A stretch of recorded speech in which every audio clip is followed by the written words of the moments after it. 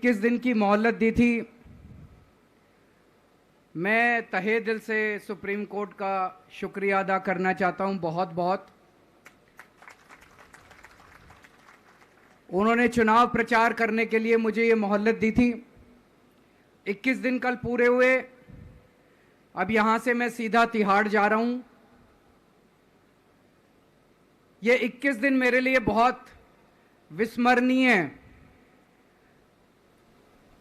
मैंने एक भी मिनट खराब नहीं किया।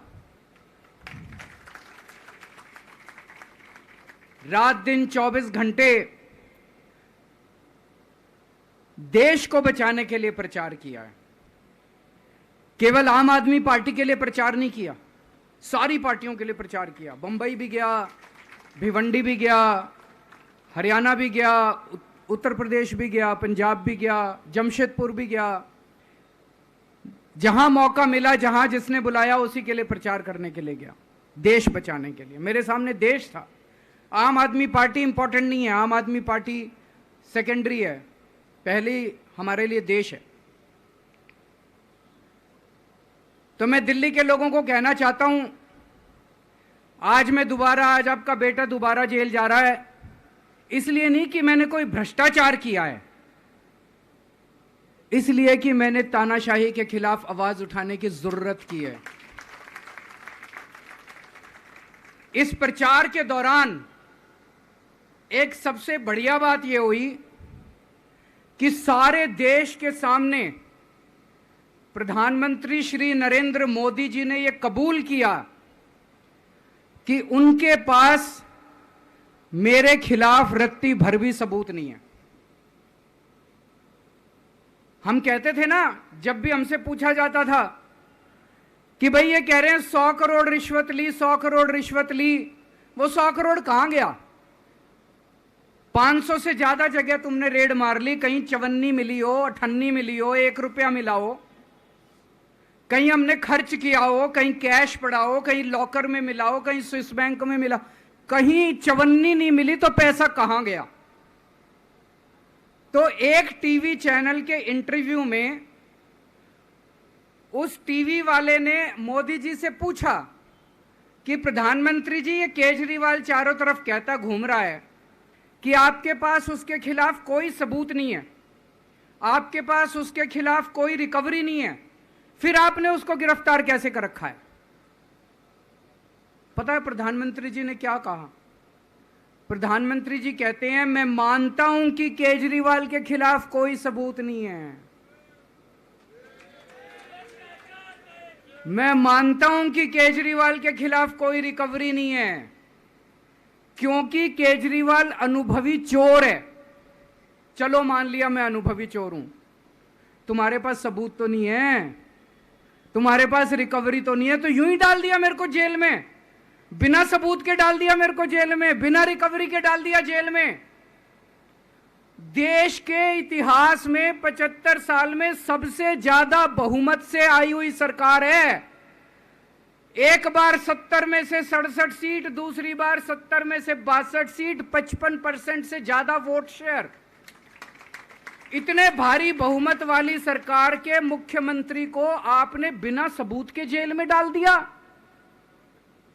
यही तो तानाशाही है कि जिसका मन करेगा मैं उसी को जेल में डाल दूंगा, जिसका मन करेगा उसी को जेल में डाल दूंगा। और पूरे देश को मैसेज दे दिया कि अगर मैंने केजरीवाल को फर्जी केस में जेल में डाल दिया तो तुम्हारी तो औकात ही क्या है, किसी को भी पकड़ के जेल में डाल दूंगा।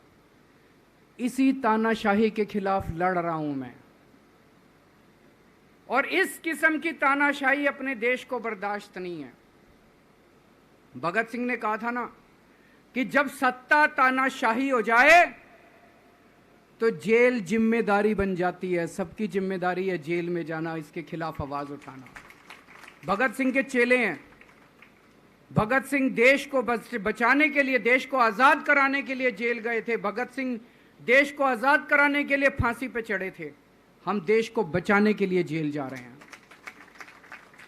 इस बार जब जा रहा हूं, मुझे नहीं पता अब मैं कब वापस आऊंगा, मुझे नहीं पता ये क्या करेंगे मेरे साथ जेल में, लेकिन मुझे कोई परवाह नहीं है, जो मर्जी करें। अगर भगत सिंह फांसी पे चढ़ गए, मैं भी फांसी पे चढ़ने के लिए तैयार हूं।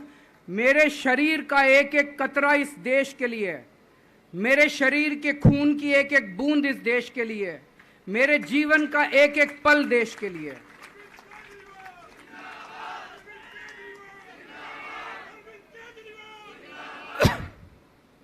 अभी मैं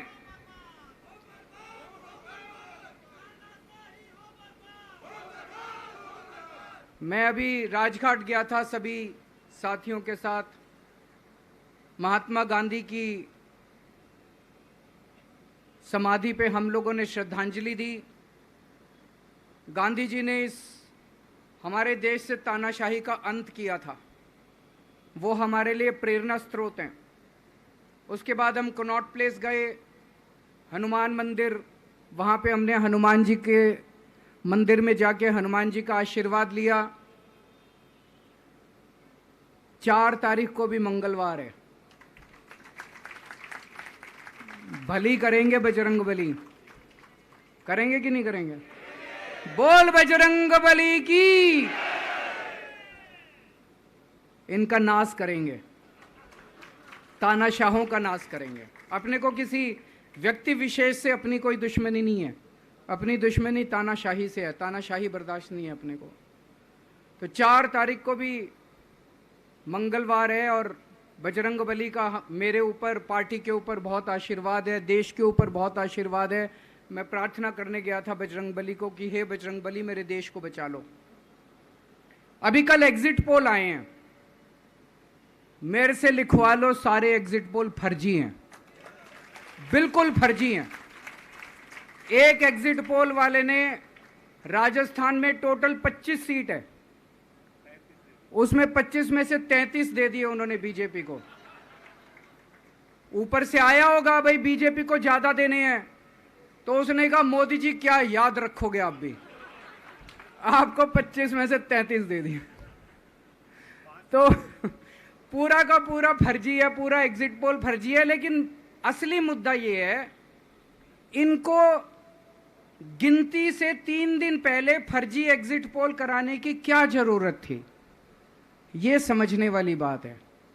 मेरे को भी समझ नहीं आया। कई सारे लोगों की कई सारी बातें चल रही हैं। एक ये चल रहा है कि इन्होंने मशीनों का घोटाला कर दिया, लेकिन मैंने संदीप पाठक को भी बोला है और मैं सारे इंडिया गठबंधन की पार्टियों को बोलना चाहता हूं, अपने अपने काउंटिंग एजेंट को बोल दो, पूरी तरह से सतर्क रहे। आखिरी तक अगर हार भी रहे हैं तब भी उठ के ना आए। कई बार क्या होता है, 1 राउंड में, 2 राउंड में, 3 राउंड में हार गए तो उठ के चले जाते हैं। उठ के नहीं जाना। सबसे लास्ट में रैंडम जितने बूथ होते हैं, ईवीएम मशीन होती है, उसकी पर्चियां पड़ती हैं। उन पर्चियों में से 5% पर्चियां उठाई जाती हैं। उन 5% ईवीएम की मैचिंग वीवीपैट की स्लिप से कराई जाती है।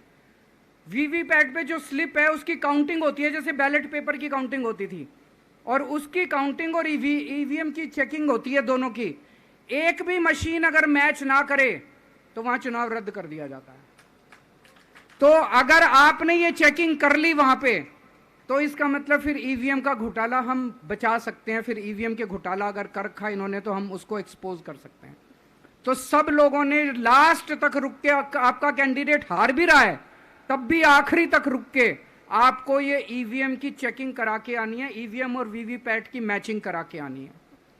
एक थ्योरी ये चल रही है कि इन्होंने इतना ज्यादा सीटें इसलिए दिखाई क्योंकि इनके लोगों ने शेयर मार्केट में इन्वेस्ट कर रखा है, और कल जब शेयर मार्केट खुले तो बम्पर होगा, तो ये अपने शेयर बेच बाच के खुद तो निकल लेंगे। बाकी एक थ्योरी ये चल रही है कि अफसरशाही पे दबाव डालने के लिए अगले 3 दिन में अफसरों से उल्टे सीधे काम कराने के लिए एक माहौल बना दिया गया।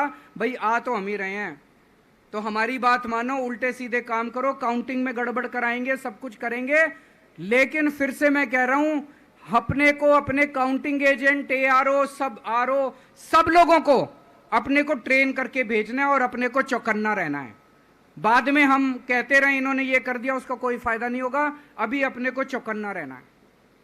एक थ्योरी ये चल रही है कि अगर इन्होंने कल ही कम सीट दिखा दी होती एग्जिट पोल वालों ने, तो हो सकता है कि इन दोनों के खिलाफ आरएसएस में और बीजेपी में कल ही बगावत शुरू हो जाती, 4 तारीख तक इंतजार ही नहीं होता, हो सकता है।